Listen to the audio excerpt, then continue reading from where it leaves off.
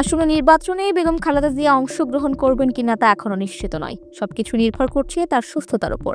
তবে নির্বাচন করলে তিনি বগুড়া থেকে লড়বেন সেটা মোটামুটি নিশ্চিত। এদিকে যুগান্তর পত্রিকার সাম্প্রতিক এক প্রতিবেদনে লেখা হয়েছে, খালেদা জিয়ার বগুড়া ৬ ও বগুড়া ৭ আসনে বিএনপির কে প্রার্থী হবেন তা নিয়ে কেউ কোনো মন্তব্য করতে পারছেন না।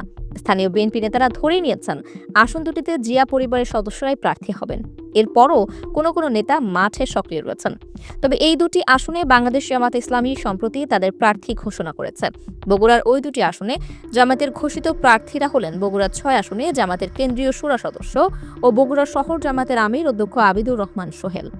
বগুড়া ৭ আসনে কেন্দ্রীয় জামাতের মজলিসে শুরা সদস্য বাংলাদেশ শ্রমিক কল্যাণ ফেডারেশনের সহ সভাপতি গোলাম রব্বানী। বগুড়া ৬ আসনে বিএনপি এবং অঙ্গ ও সহযোগী সংগঠনের সবাই চান খালেদা জিয়া বিগত নির্বাচনের মতো এবারও প্রার্থী হোক। তাই কোনো নেতা এখানে প্রার্থী হওয়ার ব্যাপারে কিছু বলতে চান না। এরপরও কোনো কারণে তিনি প্রার্থী না হলে অন্তত ৪ জন বিএনপির টিকিট চাইবেন বলে শোনা যাচ্ছে। তারা হলেন বিএনপি চেয়ারপারসনের উপদেষ্টা ও জেলা বিএনপির সাবেক সভাপতি অ্যাডভোকেট এ.কে.এম মাহবুবুর রহমান, জেলা বিএনপির সভাপতি রেজাউল করিম বাদশা, সাধারণ সম্পাদক আলী আজগর তালুকদার হেনা ও সাবেক সভাপতি সাইফুল ইসলাম। যদিও তারা কেউ প্রার্থিতার ব্যাপারে মুখ খুলছেন না। একই অবস্থা বগুড়া ৭ আসনের। সেখানে বিএনপি এবং অঙ্গ ও সহযোগী সংগঠনের সব নেতাই চান তাদের নেত্রী বিগত দিনের মতো এখানে প্রার্থী হোক। কোনো কারণে তিনি প্রার্থী না হলে যেন তার ছেলে দলের ভারপ্রাপ্ত চেয়ারম্যান তারেক রহমান প্রতিদ্বন্দ্বিতা করেন।